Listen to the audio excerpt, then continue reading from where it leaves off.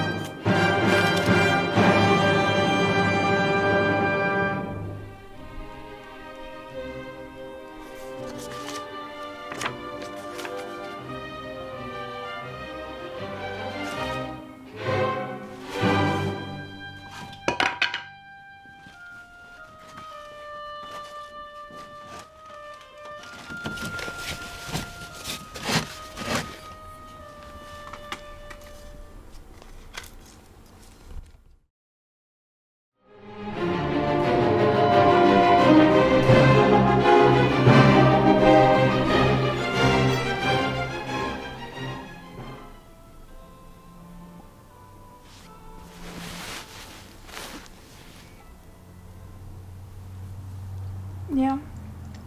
tere, ma helistan jälle Ida-Tallinna Keskhaigla onkoloogia osakonnast. Me tahtsime vabandada, sest meil olid siin andmebaaside kolimisega seoses patsientide andmed segamini läinud ja me ütlesime teile enne vale diagnoosi.